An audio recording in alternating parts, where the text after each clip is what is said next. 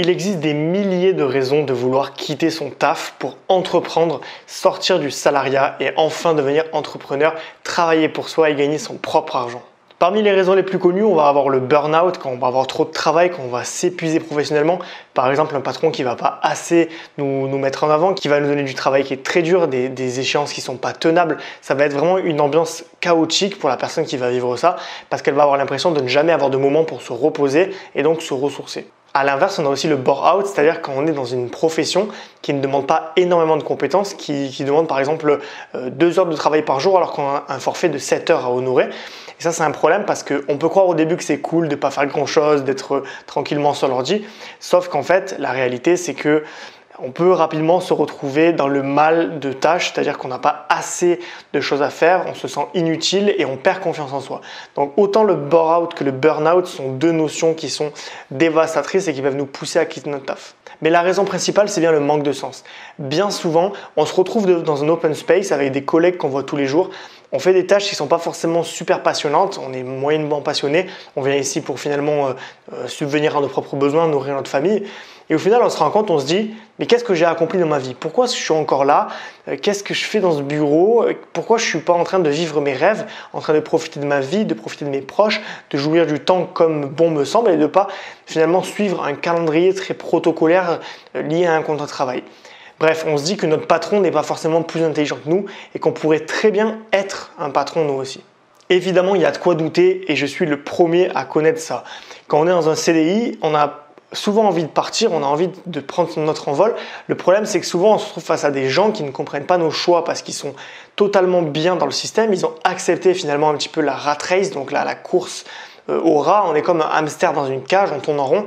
Et la plupart des gens semblent avoir finalement intégrer le fait que le salariat c'était le modèle phare et que c'était juste ce qu'il fallait faire, c'était un modèle de réussite sociale. Donc quand vous parlez à vos parents, à votre compagne, peu importe à qui que vous voulez quitter le salariat, vous pouvez vous prendre un mur, une personne qui va vous dire mais qu'est-ce que tu racontes? Pourquoi tu veux sortir de ça? Tu as eu la chance d'avoir du travail, pourquoi tu veux partir? Et du coup vous êtes plein de doutes, vous vous dites est-ce que c'est fait pour moi l'entrepreneuriat? Est-ce que je devrais vraiment quitter mon taf? Est-ce que je ne suis pas juste en train de faire une crise existentielle? Est-ce que je ne suis pas en train d'exagérer? Et du coup vous êtes en train de vous demander si votre souffrance est légitime. Et la réponse à cette question, c'est que oui, la souffrance est toujours légitime du moment que vous la ressentez et que vous sentez qu'elle existe. C'est normal, l'être humain a une peur naturelle, une aversion pour le risque qui fait que quand vous voulez changer votre situation, sortir de votre routine, de votre zone de confort, finalement, vous avez peur et vous trouvez tout un tas de raisons qui vont invalider votre choix, votre envie de partir pour vous rassurer et rester dans votre zone de confort. C'est de cette manière que certaines personnes qui veulent quitter leur CDI ne quittent jamais justement leur travail parce qu'elles ont peur finalement de le faire et elles regrettent 10, 20 ans plus tard de ne pas l'avoir fait tout simplement parce qu'elles ont écouté leur peur plutôt que leur envie, leur désir, leur moteur. Et en fait aujourd'hui, si vous quittez votre CDI, vous faites un choix courageux, c'est le choix de vivre vos rêves, d'écouter finalement votre instinct et si vous refusez de suivre cette voie-là, vous risquez un jour de le regretter. Donc face à ce dilemme, faut-il démissionner, ne pas démissionner? Si oui, pourquoi faire? Que faire? Comment démissionner? Comment partir? Comment se réinventer? Si ces questions vous traversent l'esprit, si vous êtes aujourd'hui dans une phase de réflexion pour quitter votre travail dans le but d'entreprendre, on va débroussailler tout ça dans cette vidéo. Mais avant de commencer, je me présente, je m'appelle Johan, je suis un ancien cadre dans le domaine du web marketing et j'ai quitté ma vie bien rangée de métro, boulot dodo, de cadre bien payé dans une situation confortable mais qui ne me donnait pas forcément de sens pour aujourd'hui récupérer mes 3 libertés, la liberté financière, géographique et temporelle. Aujourd'hui, je me suis investi d'une mission, c'est aider les cadres dans la même situation que moi pour justement s'émanciper du salariat, gagner en liberté et vivre leur meilleure vie, leur vie sur mesure. Voilà, si ce concept vous intéresse, si ça vous fait vibrer, si vous vous sentez concerné, n'hésitez pas à vous abonner à la chaîne pour recevoir mes prochaines vidéos et également à rejoindre les emails privés. Plusieurs fois par semaine, je vous partage mes meilleurs conseils pour gagner en liberté financière, géographique et temporelle et vous émanciper du métro boulot dodo. Si ça vous intéresse, le lien est dans la description. Bon, on va commencer par répondre à la question « Devez-vous quitter votre travail ?» La première chose, c'est que si vous vous sentez mal au boulot, si le matin vous allez au boulot avec la boule au ventre, si dans les transports vous vous demandez régulièrement pourquoi vous y allez, si vous avez l'impression que votre corps vous emmène ailleurs quand vous allez au travail, si vous avez l'impression que les jours se ressemblent et que vous ne prenez plus de plaisir à travailler, alors vous avez déjà un solide indice que vous devez quitter votre travail.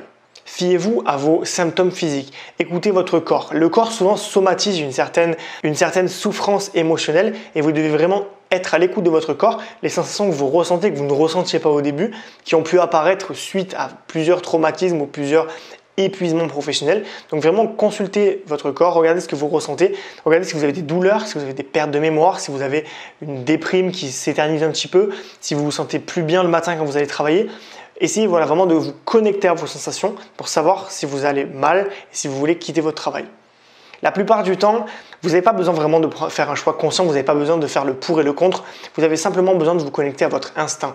Et souvent l'instinct, il est juste inné en fait, on le ressent, c'est quelque chose qu'on ressent qu'on ne peut pas expliquer. Et je suis sûr que si je vous dis est-ce que vous devez quitter votre taf, au fond vous savez si vous avez envie de dire oui ou non. Donc connectez-vous à vos sensations, à vos émotions et posez-vous clairement, soyez honnête avec vous-même et essayez de voir si vraiment vous avez envie de quitter votre travail ou pas. Maintenant que vous avez pris votre décision, il existe 3 moyens de quitter votre travail. La première, c'est la démission. La démission, c'est quelque chose qui peut être attractif parce que c'est rapide, donc on a juste à dire je démissionne, partir et pas forcément faire de délai de préavis, même si la loi le prévoit. Mais la plupart du temps, la démission, c'est pas quelque chose de confortable parce que vous renoncez à vos droits de chômage, vous renoncez à tous vos droits en quittant l'entreprise en le faisant de cette manière-là. Donc vous risquez de vous retrouver dans une situation financière compliquée, d'autant plus que vous ne voulez peut-être pas avoir tout de suite après un CDI, retrouver un poste salarié. Donc si vous voulez prendre du temps pour vous, si vous voulez avoir le temps de vous ressourcer, peut-être de vous former, peut-être de trouver une autre activité professionnelle, vous devez absolument éviter la démission. La deuxième façon de quitter l'entreprise, c'est l'abandon de poste. L'abandon de poste, c'est entre la rupture conventionnelle qui vous offre tous les droits et la démission qui vous enlève tous vos droits. Donc là, en fait, vous allez juste ne pas venir travailler un matin, ne pas répondre au courrier de relance et au final, vous allez être mis automatiquement au chômage.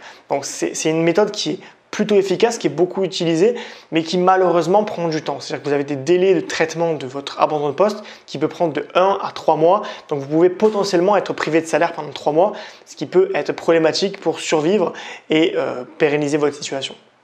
Enfin, la troisième façon de quitter l'entreprise, qui n'est pas forcément acceptée par toutes les entreprises parce qu'elle coûte de l'argent, l'entreprise doit vous verser une indemnité de licenciement. Donc, c'est pas forcément accepté, mais la plupart du temps, dans les postes de cadre, on va dire que selon votre ancienneté, ils vont l'accepter si du moins vous avez fait du bon travail et si vous partez en bon terme. La rupture conventionnelle, elle vous offre plusieurs avantages, notamment la portabilité de la mutuelle, c'est-à-dire que pendant 1 an, vous ne paierez plus votre mutuelle, et également le fait d'avoir une indemnité de licenciement plus le chômage. Donc c'est tout avantageux pour vous. Si vous pouvez partir en bon terme avec une rupture conventionnelle, c'est tout à votre honneur, c'est vraiment à prendre. Donc n'hésitez pas à passer par ça et si vous n'y arrivez pas, faites un abandon de poste, mais évitez à tout prix la démission qui vous priverait de tous vos droits. Bon, la bonne nouvelle, voilà, c'est qu'en France, on est un pays sous un régime socialiste, c'est-à-dire qu'on a quand même des gros avantages sociaux, notamment le fait d'avoir une indemnité de retour à l'emploi qui peut vous permettre de vivre jusqu'à 2 ans et donc de préparer vos projets. En France, on est quand même dans un environnement qui n'est pas forcément propice au niveau des impôts pour les entrepreneurs, mais qui laisse quand même beaucoup de liberté en termes de temps disponible pour créer une société, notamment 2 ans pour créer une boîte, c'est juste énorme, c'est un cadeau béni des cieux. Vous allez en Angleterre, vous n'avez même pas 6 mois de chômage. Donc voilà, là vous avez quand même un environnement pour vous lancer qui est très bien, notamment si vous n'avez jamais créé d'entreprise jusqu'à présent. Une auto-entreprise créée dans le cadre d'un chômage peut vous permettre d'avoir des aides, notamment l'ACRE et l'ARS, qui sont des impôts très réduits pour créer votre entreprise, voire le déblocage d'une partie de vos fonds de l'allocation chômage pour pouvoir investir dans votre entreprise. Donc vous avez des gros avantages qui vous permettent de vous lancer dans l'entrepreneuriat. Bon, évidemment, vous avez besoin d'un plan. Vous allez quitter votre entreprise, mais se mettre au chômage pour se mettre au chômage, c'est pas une solution. Vous devez avoir un plan précis pour savoir comment vous allez pouvoir passer de rien à une entreprise viable qui vous permet de vivre. Moi, ce que je propose en général, c'est pas forcément de passer en freelance. La plupart des gens qui quittent l'entreprise, ils deviennent freelance et ils continuent à travailler pour des clients. Alors, travailler pour des clients, c'est bien au début, ça peut permettre de gagner de l'argent, donc c'est quelque chose qui n'est pas à négliger. Mais en l'occurrence, c'est un problème parce que vous continuez finalement un petit peu dans la rat race. Vous continuez à travailler pour des clients, certes vous êtes mieux payé, mais vous êtes quand même privé d'un certain nombre d'avantages que vous aviez quand vous étiez salarié, donc les congés payés, le chômage, la maladie, et vous continuez à travailler pour des personnes qui finalement vous mènent encore au doigt et à l'œil, et vous ne gagnez pas forcément en liberté temporelle. Vous gagnez en liberté géographique dans le sens où vous pouvez être de partout pour travailler, vous n'avez pas besoin d'être présent physiquement, mais en termes d'heures, vous êtes quand même toujours dans les mêmes horaires, vous êtes entre 8 et 17 heures parce que les clients avec qui vous allez travailler travaillent aussi dans ces tranches horaires. Donc moi, ce que je propose aux gens généralement, et souvent ils écarquillent les yeux quand je leur parle de ça, c'est de devenir rentier. Et tout de suite, vous allez me dire, mais rentier, je ne suis pas rentier, j'ai pas de bien immobilier, j'ai pas d'argent à investir. En fait, c'est pas forcément ça être rentier. Rentier, dans le sens littéral du terme, c'est vivre de rente. Et vivre de rente, c'est simple, il suffit de travailler pour créer des projets et de déléguer ensuite la partie de la vente, donc la partie pour trouver des nouveaux clients, pour finalement vendre un produit de manière automatique et donc gagner de l'argent. Donc à court terme, il s'agit de créer justement de la valeur, donc par exemple des formations, des livres, peu importe, créer du contenu, de la valeur qui peut être monétisée.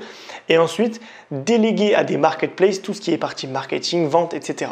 Donc, c'est-à-dire que quand vous créez un livre et que vous le déléguez par exemple à une plateforme comme Amazon, Fnac, etc., vous allez pouvoir facilement gagner de l'argent de manière passive. C'est-à-dire que quand vous dormirez, vous pourrez vendre des livres. Quand vous vous doucherez, quand vous ferez autre chose, vous gagnerez de l'argent. Aujourd'hui, pendant que je fais cette vidéo, je suis en train de gagner de l'argent avec des produits passifs que je propose un petit peu partout sur Internet qui me permettent de vivre de manière libre et épanouie. À long terme, vous pouvez réinvestir tout l'argent que vous gagnez avec ça sur de l'immobilier et de la bourse qui vont vous permettre d'être rentier à long terme, c'est-à-dire que vous serez vraiment sécurisé à long terme et vous pourrez arrêter de travailler totalement. Donc voilà, l'idée c'est peut-être pas d'arrêter de travailler pour vous, mais en tout cas c'est peut-être de gagner du temps, de vous libérer. Je sais que moi j'ai fait beaucoup de CDI, j'ai eu beaucoup de mal à m'adapter à ce monde qui ne me correspondait pas. Et au final, le fait d'avoir pu vivre de mes rentes aujourd'hui, ça me permet de gagner du temps et d'être beaucoup moins stressé, de pouvoir profiter de mes passions, travailler sur ce que j'aime, sans vraiment me poser la question du est-ce que le matin je dois arriver à 8 h au boulot, est-ce que je dois faire ci, est-ce que je dois faire ça. Donc voilà, vraiment, vivre de ses rentes, c'est le meilleur moyen de quitter son CDI sans retomber dans le piège du CDI en devenant freelance et donc en redevenant esclave de ses clients en quelque sorte. Et si l'idée de vivre de vos rentes vous intéresse, si vraiment c'est quelque chose qui vous plaît, qui vous fait vibrer, alors vous êtes tombé sur la bonne chaîne. Je vais vous partager tout de suite une playlist qui va s'afficher juste en haut, dans laquelle je vous montre tous les moyens qu'il existe pour faire des revenus passifs. Je vous l'explique brièvement, donc vous avez vraiment tous les moyens de faire des revenus passifs. Je vous explique comment faire. Ça vous permet vraiment de vous lancer, de découvrir un petit peu l'envers du décor. Sur cette chaîne, on va parler d'indépendance financière, on va parler de comment gagner du temps, se libérer du temps, pouvoir être partout dans le monde et gagner de l'argent sans être physiquement présent. Donc c'est vraiment devenir libre financièrement, gagner en liberté financière, être autonome finalement, tout en capitalisant sur vos forces et vos passions. Donc voici le plan que je vous propose. 365 jours pour devenir libre financièrement et ne plus jamais retravailler pour un patron. Dans un premier temps, on va étudier le mindset de l'entrepreneur. Comment obtenir le maximum d'informations en un minimum de temps pour réussir dans l'entrepreneuriat, comprendre comment ça marche, se former financièrement et réussir finalement à devenir libre financièrement. Ensuite, on capitalise sur vos forces, vos compétences et vos passions pour créer de la valeur qui pourra être monétisée et pourra intéresser certaines cibles et donc certains types de personnes. Enfin, on déploie un grand nombre d'efforts à court terme pour créer un projet rapidement, donc en quelques mois en général, pour ensuite le monétiser et surtout automatiser son marketing pour gagner de l'argent de manière passive, c'est-à-dire un complément de salaire de manière automatique. Et on va répéter cette action jusqu'à avoir assez de projets pour générer un revenu qui vous permettra de vivre mensuellement sans travailler. Voilà, si vous voulez commencer votre apprentissage, si vous voulez commencer à gagner en liberté financière, à devenir autonome, à devenir libre tout simplement, vous retrouvez votre liberté financière, géographique et temporelle, abonnez-vous à la chaîne maintenant pour recevoir les prochaines vidéos et surtout abonnez-vous aux emails privés. Comme je vous le disais au début, plusieurs fois par semaine, je vous partage mes meilleurs conseils pour retrouver vos 3 libertés et vous émanciper du salariat. Le lien est dans la description.